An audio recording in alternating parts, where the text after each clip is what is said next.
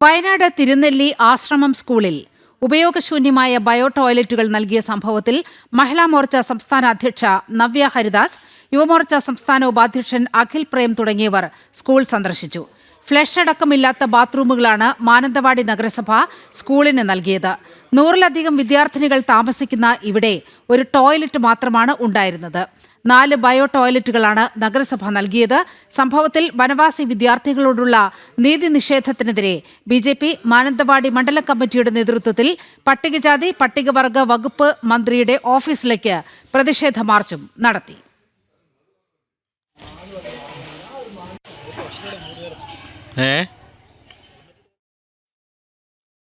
വാർത്തയുടെ വിവരങ്ങളുമായി അർജുൻ ചേരുന്നുണ്ട്. അർജുൻ, എന്താണ് സംഭവിച്ചത് സ്കൂളിൽ?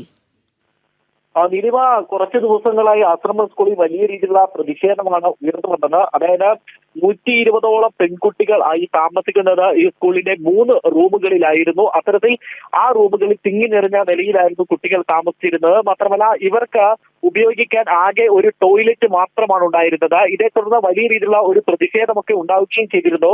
തുടർന്ന് ഇന്ന് രാവിലെ ഇതിൽ കുറച്ചു കുട്ടികളെ ആ കണിയാമ്പറ്റയിലേക്ക് മാറ്റിയിട്ടുണ്ട്. മറ്റ് കുട്ടികളെ ഇവിടെ നിന്നും ആറളം ഫാമിലേക്ക് തൽക്കാലത്തേക്ക് മാറ്റും എന്നുള്ളതാണ് നമുക്ക് അറിയാൻ കഴിയുന്നത്. അങ്ങനെയെങ്കിൽ തന്നെ അതും വലിയ ഒരു പ്രശ്നം തന്നെയാണ്.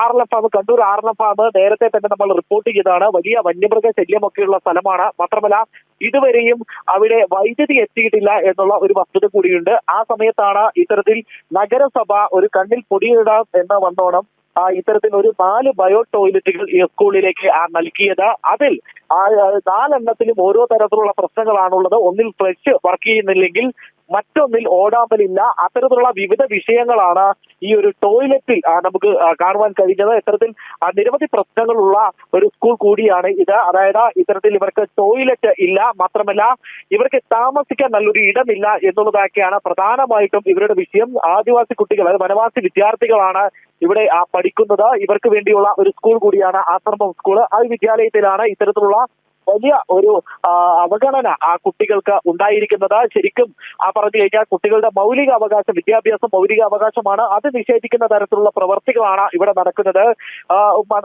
മന്ത്രി അർജുൻ, ഒരു സംശയം ചോദിച്ചുകൊള്ളട്ടെ, ഇത് റെസിഡൻഷ്യൽ സ്കൂളാണോ? അത്തരത്തിൽ തന്നെയാണ്.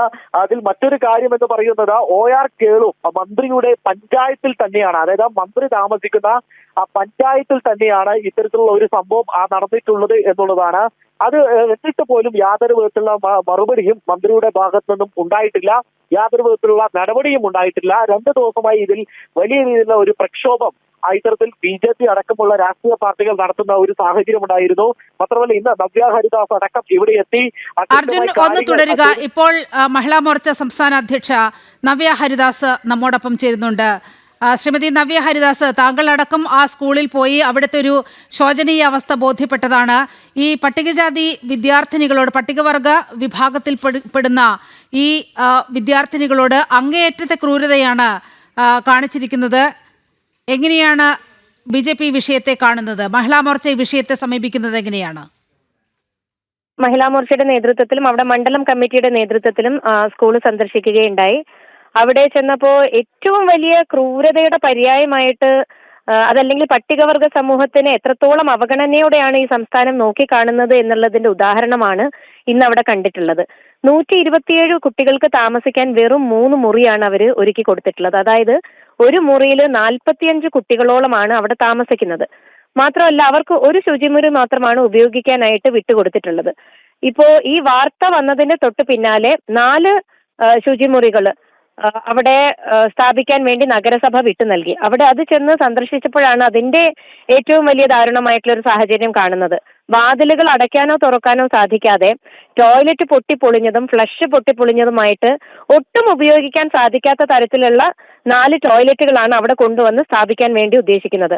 അപ്പോൾ നഗരസഭയെ സംബന്ധിച്ചിടത്തോളം ഈ ഒരു വാർത്ത പുറം ലോകത്തെത്തി എന്നറിഞ്ഞതിനെ തുടർന്ന് ജനങ്ങളുടെ കണ്ണിൽ പൊടിയിടുന്നതിന് വേണ്ടി മാത്രം ഇത്തരം ഒരു ഒട്ടും ഉപയോഗിക്കാൻ പറ്റാത്ത സാഹചര്യത്തിൽ, അതായത് പട്ടികവർഗ വിദ്യാർത്ഥിനികളോട് എത്രത്തോളം അവഗണനയാണ് എന്നുള്ളതിന്റെ ഒരു നേർ ഉദാഹരണമായിട്ട് നമുക്കതിനെ കാണാൻ സാധിക്കുകയുള്ളൂ.